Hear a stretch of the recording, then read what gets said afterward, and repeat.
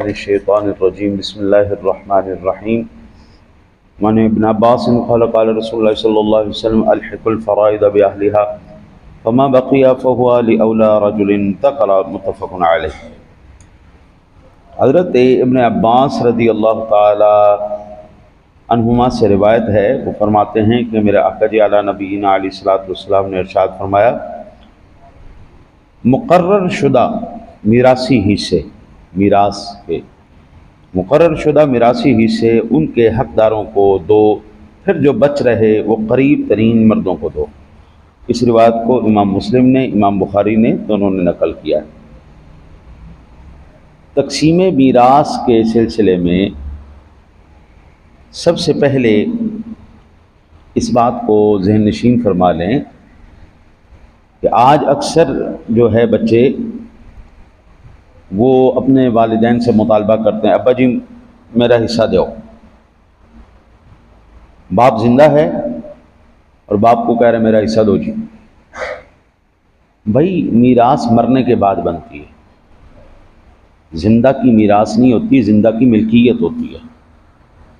زندہ ہبہ کر سکتا ہے، گفٹ دے سکتا ہے، میراث نہیں تقسیم ہوتی۔ میراث کے مسائل علیحدہ ہیں، وہ باقاعدہ پورا علم ہے۔ یہ کوئی ایسے نہیں کہ چھوٹے موٹے مولانا نے بس میراث ہی کیا اور آ گیا۔ ہمارے علوم میں سے سب سے مشکل ترین جو علم ہے وہ علم میراث ہے۔ حالانکہ آپ اندازہ کیجئے کہ یہ کوئی بہت زیادہ لمبا چوڑا نہیں، کل 12 مرد ہیں، کل 12 افراد ہیں، ان میں سے 4 مرد اور 8 عورتیں ہیں۔ آپ اندازہ کیجئے 12 افراد کے اندر، پھر اس کے اندر عصبہ بنفسی ہی آتا ہے، پھر اس کے آگے چلتا ہے۔ یہ چند افراد کا جو تقسیم کا سلسلہ ہے یہ ہر ایک کی عقل میں آتا ہی نہیں، بس میں ہی نہیں۔ سب سے پہلی بات ذہن نشین کیا ہوئی؟ زندہ کی میراث نہیں ہوتی، زندہ کی ملکیت ہوتی ہے۔ باپ چاہے یا ماں چاہے، جو بھی مالک ہے، وہ کسی ایک بیٹے کو دے دے، سارا کچھ دے دے، ٹھیک ہے، کوئی شریعت اس کے اوپر بھی میری یہ پینسل ملکیت ہے، میں اس کو دوں، میں اس کو دوں، میں اس کو دوں، میں اس کو دوں، جس کو مرضی دے دوں، شریعت میرے اوپر کوئی پابندی نہیں لگاتی۔ لیکن یہ ہے کہ اخلاقاً اولاد کو اس حد تک بندہ کمزور یا غریب کر کے نہ چھوڑ جائے کہ بعد میں وہ بھیک مانگ مانگ کے گزارا کرتی پھرے، ایسا نہ کر جائے، ٹھیک ہے نا جی۔ وہ نا میں نے بڑا عرصہ پہلے اپنے شیخ سے میں نے یہ واقعہ سنا، وہ فرمانے لگے کہ ایک بندے کے ہاں 2 بیٹے پیدا ہوئے، بچے، لوگ بیٹا پیدا ہونا تو خوشیاں مناتے، کمال کر دیتے ہیں، اچھے سے اچھا نام۔ آج کل یونیکنیس کے نام پر بھی عجیب سا ایک جو ہے نا تماشا چل گیا ہے، یونیک نام ہونا چاہیے، یونیک ہونا چاہیے، چاہے اس کا مطلب کچھ آتا ہے یا نہیں آتا، نام یونیک ہونا چاہیے بس۔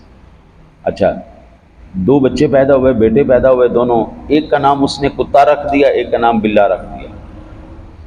ساری دنیا آئی، اس نے کہا یار یہ کو نام رکھنے والے، کتا بلا یہ کو نام ہے، بیٹوں کے نام ہے، بیٹے دیے اللہ نے تجھے، تو ان کی قدر کر، اللہ کے بندے کو اچھا سا نام رکھیں گے۔ اس نے کہا بڑے ہو کے جب انہوں نے برے اعمال کرنے تو گالی تو ہمیں نکلوانی نا، فلانے دا پتر، فلانے دی دی، تو میں پہلے ہی ان کے نام ایسے رکھ دیتا ہوں، بھائی میرے نام سے گالی، مجھے گالی کیوں پڑے، کام یہ برے کریں گے، گالی مجھے پڑے گی، تو لوگ ان کو کہیں یہ کتا ہے، یہ بلا ہے۔ اس نے کہا اچھا چلو ٹھیک ہے، یہ تو تب ہے نا جب وہ برے نکلیں گے، اگر اچھے نکل آئے تو؟ اس نے کہا اچھے نکل آئے تو جس کا نام میں نے کتا رکھا ہے وہ قطب دین بلوا لے گا، جس کا بلال رکھا ہے وہ بلال دین بلوا لے گا۔ اپنا نام بھی اچھا کریں گے، ہمارا نام بھی اچھا کریں گے۔ ہمارے دور تک ٹھیک تھا، آج سے 50 سال پہلے کی جو اولاد پیدا ہوئی ہے اس دور تک ہم کہہ سکتے تھے کہ اولادیں ایسی تھیں۔ آج جو 50 سال کے ہیں، 60 سال کے ہیں، 70 سال کے ہیں، وہ ایسی اولادیں تھیں جن اولادوں نے اپنے ماں باپ کے نام اچھے کیے، اپنے نام بھی انہوں نے اچھے بنائے، اپنی اولادوں کے نام۔ لیکن آج کی نسل کی ہم نہیں یہ گارنٹی دے سکتے۔ الامان الحفیظ، ایسے خوفناک قسم کے ان کے معاملات ہمارے سامنے آ رہے ہیں کہ بندہ حیران ہو جاتا ہے، یار یہ اولاد ہے، بندہ وہ نہ تنگ آ کے بد دعا کرتا یا اللہ ایسی اولاد نہ تو بندہ اترا ہی چنگا سی نہ ہی ہوندی چنگی گل ہے اتنا ذلیل کر چکا. ہمارے ہاں 40 سال کا مرد ہو جاتا ہے، بڈھا ہو جاتا ہے، لیکن وہ ابھی تک ماں باپ سے پیسے لے رہا ہوتا ہے. بھائی یہ 100 روپیہ دیا جائے ذرا پٹرول پوانا. وہ بھائی خدا کے بندے 15 16 سال 14 سال ہو گئی، بس ٹھیک ہے اب کام کرو، محنت کرو، آگے چلو، ماں باپ کا سہارا بنو. ہمارے بزرگوں نے ساروں نے کام بھی کیا ہے. میرے والد گرامی خود بتاتے تھے ہم پڑھنے کے لیے مدرسے جاتے تھے، اس وقت گیس گوس کا سلسلہ کوئی نہیں تھا، پاکستان بننے کی پہلے کی بات. جاتی دفعہ ہم لکڑیاں اکٹھی کر کے ایک جگہ پہ رکھ جاتے تھے، واپسی آتے ہوئے وہ اٹھا کے لے آتے تھے. بچے بھی تھے نا، پڑھتے بھی تھے، کام بھی کرتے تھے. آج بچہ پڑھ لینا تو ایک چیز، صرف ایک چیز، وہ بھی اسکول تو کہتے اوہ ہوئے ہوئے ہوئے پیپر ہیں کہیں نہیں جانا بھائی، کہیں نہیں جانا، سارا کچھ بند کر دو، سارا کچھ نہیں کر دو. خدا کے بندے اللہ تعالیٰ اولاد کو نیک کرے ہمارے. اچھا جی، جو ذی فرائض وارثوں کے ہیں، جو سب سے پہلے جن کو وراثت ملے گی، ان میں سے کل 12 افراد ہیں، 4 مرد 8 عورتیں. ان حصوں میں سے جو باقی بچے گا وہ اسباب نفس ہی کو جائے گا، اور خواہ بالغ ہوں یا نابالغ. اسباب نفس ہی وہ مرد ہے جس کا رشتہ میت سے بغیر کسی عورت کے واسطے سے ہو، جیسے بیٹا، باپ، بھائی وغیرہ. تمام مسلمانوں کا اجماع ہے کہ میراث جو اولادی ذی فرض کو دی جائے گی. ٹھیک ہے جی، ان سے بچے اسبات میں تقسیم ہو. اچھا جی، ان سے بچے تو پھر اسبات میں تقسیم ہو. سب سے پہلے وراثت جائے گی تو کن کو جائے گی؟ اولاد کو جائے گی. سب سے پہلے وراثت کس کو جائے گی؟ اولاد کو جائے گی. 1/4، 1/8، 1/6، 1/2، یہ 4 تقسیم ہیں، اور پورا علم ان کے اوپر ٹکا ہوا ہے. اچھا جی، پھر کہتے ہیں جی اللہ آپ کی خیر کرے کہ اولا یعنی اقرب ہے، اس سے معلوم ہوا کہ قریبی وارث کے ہوتے ہوئے دور والے وارث کو میراث نہیں ملے گی. اولاد موجود ہے نا، تو اب پوتوں کو نہیں ملے گی، اب نواسوں کو نہیں ملے گی.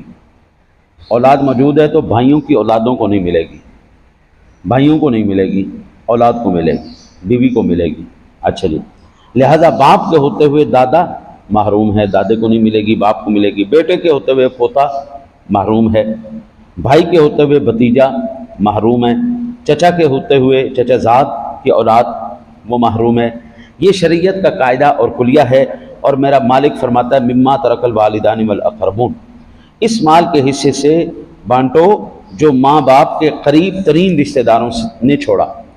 قرآن پاک کے اندر یہ پوری تفصیل کے ساتھ سارے حصے، یوصیکم اللہ فی اولادکم للذکر مثل حظ الانثیین، پوری تفصیل کے ساتھ ان حصوں کا اللہ تعالیٰ نے بیان فرمایا. پھر اقربون، اس میں تفصیل ہے، معلوم ہوا کہ قریبی کے ہوتے ہوئے بعید کا رشتہ محروم ہے. اچھا جی، آج کل سے مراد ہم یہ کہہ لیں تو آج سے تقریباً 100 سال پہلے سے یہ ظاہر بات ہے، علم میراث کو معمولی مسئلہ تو ہے نہیں، تو جو جاہل قسم کے لوگ تھے وہ کہتے ہیں جی انہوں نے یہ چھوڑا شوشا کہ بیٹے کے ہوتے ہوئے پوتے کو بھی میراث دو. جب بیٹا موجود ہے، اقرب موجود ہے، تو پھر اتنی دور جانے کی ضرورت کیا ہے؟ اچھا، مگر وہ یہ نہیں کہتے کہ باپ کے ہوتے ہوئے دادے کو بھی دو. بس بیٹے کے ہوتے ہوئے اگر پوتا حقدار ہے تو باپ کے ہوتے ہوئے دادا نہیں زیادہ حقدار؟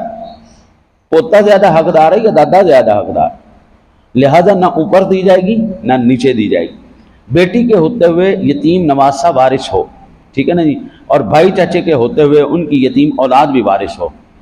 یہ کیسے ہو گیا بھائی جب بیٹی موجود ہے تو پھر نواسہ تو نہیں وہ حقدار نا. اور اسی طرح ان کی اولاد بھی وارث ہو، چچا کے ہوتے ہوئے ان کی اولاد بھی، یہ کیسے ہو سکتا؟ یہ نہیں ہو سکتا. یہ حضرات کہتے ہیں مما ترک الوالدان میں ماں باپ، دادی، دادا سب شامل ہیں. اچھا جی، چلو ٹھیک ہے، مان لیا دادا دادی یہ نانا نانی کدھر گئے؟ بھائی دادے دادی نو تو مل جائے، تو نانے نانی کو کہاں آپ وہ شامل کیوں نہیں کرتے؟ ٹھیک ہے نا جی. ابھی تک آج جو ہمیں مسائل ملنے کو ملتے ہیں نا جی، وہ 14 صدیوں میں کسی نے نہیں کیا. آج جو مسائل ہمیں مل رہے ہیں 14 صدیوں کے اندر، آج ہماری جو تعلیم گاہ ہے نا جی، وہ واٹس ایپ یونیورسٹی ہے، فیس بک. آج بچہ ہمارا کتاب کھول کے دیکھنا پسند نہیں کرتا، قرآن و حدیث کو پسند نہیں کرتا، وہ کہتا ہے بس اینڈ ریل آئے گی، وہ بھی ایک آدھے منٹ کے اندر نہ جی مجھے پورا مناظر بنا دے، پورا عالم بنا دے، بس میں مسئلے کرتا پھروں۔ ہر ایک مناظر بنا ہوا ہے، ہر ایک مناظر، میرا فلانے نال مناظرہ ہو گیا، دسو جی چھڈو مینوں جلدی نال حوالہ دیو جی۔ لیکن ایک بندے، ہم بیوقوف تھے، 26 سال ہم نے لگا دیے پڑھنے پڑھانے میں، ہم تو پھر بیوقوف تھے، 26 منٹ کے اندر بھی نہیں، بس 2 منٹ کے اندر ہم آپ کو پڑھا کے عالم بنا دیں، ایسا ابھی تک نہیں ہوا۔ شاید آگے ممکن ہو جائے کہ گھول کے پلا دیا جائے۔ ہمیں بھی 12 گھنٹے پڑھنا پڑا ہے حضرت، پھر جا کے دماغ ہمارے چلیں، پھر جا کے قرآن حدیث پڑھنا سمجھ میں آئی ہے۔ ایسے 2 منٹ میں کچھ نہیں ہوتا۔ دعا کرو اللہ تعالیٰ اپنے محبوب کا صدقہ جب تک زندہ رہے اپنے محبوب کے دین مصطفیٰ شریعت محمدی صلی اللہ علیہ وسلم کی پہچان اور اس پر عمل کی توفیق نصیب فرمائے۔